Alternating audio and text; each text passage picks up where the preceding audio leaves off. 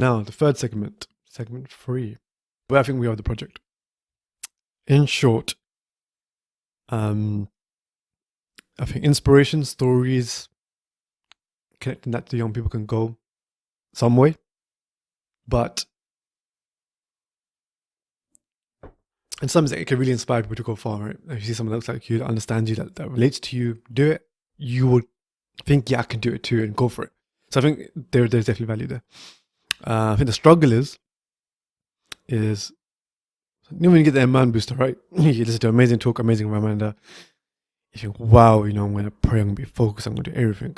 But then days pass, and you the energy from there drops. Why is that? Because you're not really actioning anything, you're not systemizing, you're not put into a routine or a way that will make you, do things in the long run. So the spiritual insulin goes down. And I feel like, inspiration is good, but there needs to be a way to combine it with action. People to go out and do stuff and make it happen, right? And being proactive. Because I feel like advice is good, but advice doesn't work a lot with a lot of people, especially they don't want to listen. And I feel like there's a self-awareness issue in the world, and people don't normally like to take advice that they might perceive as, I don't know. It's just like when you give someone advice, maybe give them too much advice, don't take it in because you're just throwing knowledge at them, right? Somebody asks you a specific question, you give them advice, they take that in because it's specific, they create a question, it's curiosity, the brain creates information, it sinks in. Great. And they weren't there in the first place. But especially for our young people, they're getting information thrown at them every different direction. Family, parents, social media, school, friends, whatever. And then we've got people saying, the youth have issues, the youth have this issue. It might be true, but they're not going to take your advice, like, do this, do that. Because number one, they probably don't have that connection with you. But number two is because they're getting information bombarded everywhere. And because you're just throwing advice, they don't really know what it means because they don't have that question. Just people are just throwing stuff at me, right? So I think I'm waffling a bit here anyway, but what I'm trying to say is people take ownership of an action and do it themselves. They're far more likely to learn. They're far more likely they'll be doing it. They'll be owning it. They're taking responsibility for it, and they'll develop by doing things themselves. Which is why when I see people that are proactive, asking questions, doing stuff, I admire it. I love seeing that. When I see people waiting for someone to give them information and just kind of be like a sitting duck, then I feel like you're not going to go as far as you can. You got to start swimming and start doing things yourself. And I feel like there's two sides, right? So on one end, you got the young person's not doing anything. That's waiting for a miracle to happen. That's not taking proactive opportunities or proactive steps or taking opportunities. Then on the other end, right? People giving advice, throwing it there, but they don't listen to that either. Because it's like, for all those reasons I mentioned. So it's like, what do you do? And I feel this is where I've done my coaching qualification. This is where I realized this might be a solution. It's kind of initiating this more. So rather than giving somebody a mentor, why not build somebody's self-awareness up so they can go and find their own mentor and find someone they might like, or get some advice from someone they need to get from. And that's where coaching comes in. So coaching essentially is you ask the question. You don't give the advice, you ask the question. The question goes in the mind and they start thinking. Thinking is good. People think. People don't like to think because they start to overthink and so negative when something, I don't think too much. But thinking is, I think, is a very powerful tool. Allah's given us intellect to reflect, to criticize, to scrutinize, to really look at things for what they are. And it comes from thinking. It's an amazing faculty. And you can think, overthink positively as well, and it'll be good for you. And if you ask that question and in showing them that, you're there to support them and you've got the best interests at heart, ask them the question and plant that seed and to start thinking, then they might start coming to the realization of what they need to do. Oh, hang on a minute, I've not really thought about this. And it might take time, but it's like, what do I need to do here? And then that's our one step. And that builds their awareness up. Because like I said, questions creates information.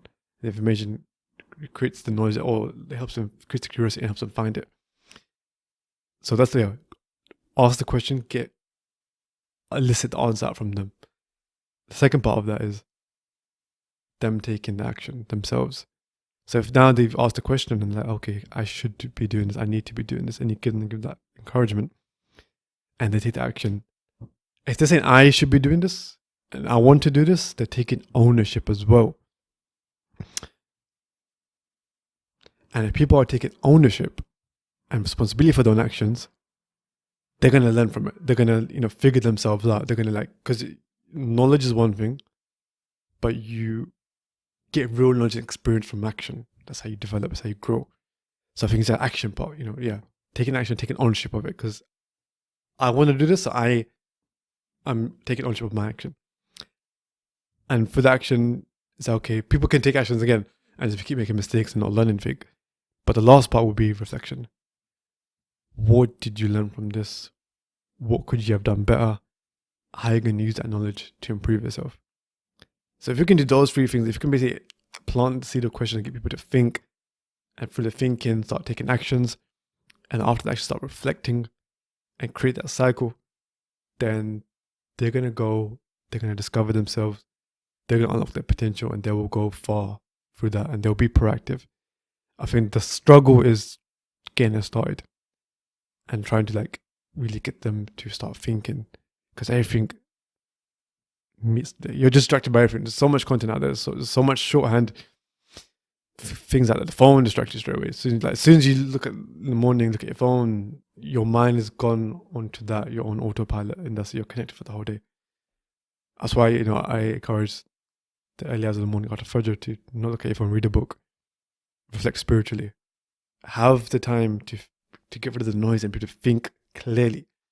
And I think if you can get the community, whether it's the youngest, the oldest, anyone to do that, then they will find themselves, they will think, they will take action, they will reflect, they will learn, and they will unlock their potential, because there's a lot of potential just sleeping. And that's because we're distracted, we're constantly taking in shallow content, constantly wasting time, and we're not giving ourselves the ability to think. We're not putting ourselves in a headspace to think, to really deep stuff and reflect. How can I be better? What do I need to do? What action do I need to take to improve myself and to go to where I need to get to where I want to get to, that job, that career, that development, that skill. It's all got to start by asking yourself the question and thinking about it, taking action, trying and learning. And if it's taking action and learning, give people space to go out and learn and come back to you and tell you what they've learned. And even if they made mistakes or not, nothing's right, that's fine. We've got to let them make mistakes and give them the space to do that as well. But if we could do those things, I think we can really definitely unlock potential a lot more, which is why I'm thinking to work on a coaching program to help people set up for success in their careers. So something I'm working on. If that does sound interesting to you, if you're a young Muslim listening to this, you're about to start a job, or that part of your life's going to come soon, and you're thinking, how do I really hit the ground running? How do I start off well? How do I begin this development journey? Then you get in touch as well, and I can sort of tell you what I'm working on and how I might help you. But yeah, that's why I think we have in development. So I know I mentioned mentoring program and Muslim youth centers. That'd be good as well. But I think and the irony is, people aren't aware until you make them aware. People aren't aware of themselves, they don't know who they are, they got identity crisis, all that kind of stuff. We can focus on that and build awareness of people. Then that's the first step to unlocking their potential. And that'll be a lot of potential in our community. So much talent, so much potential. I mean, if you're young and you're listening to this now as an uncle and auntie of mine or whatever, I'm sure you can agree that there's perhaps stuff that you would have wished you had done before, or if you had an opportunity, you'd probably be advising your kid not to do certain mistakes that you made, or there'll probably be things you think, did I really meet my potential? And am I as my child, or am I as a person listening to meet my potential? And I think it all comes from that question, deepen it from there. So that's why I want to build a coaching program, or something like that. That's what I'm thinking right now. Could change, who knows? But yeah, I'm not sure how many points I mentioned there, or I've lost count completely. But yeah, those are my reflections of the project and where I think it is and where I want to take it. Because mentoring is good, but I'd rather enable people to go and find their own mentors. It doesn't have to be an official mentoring thing. It could be finding people that you want to get advice from. but you need to be the one that wants to find it. You need to be the one that has the question, and you need to be the one that is proactive. And if you've got those qualities, and if I can help people unlock those qualities, then half the job is done for them to unlock their career potential or whatever, for them to be successful, and whatever that might look like. But yeah, these are my reflections. I hope you've enjoyed this episode. It's a bit of a different one. But yeah, again, please do share, subscribe, like, help get this content out there and help the channel grow.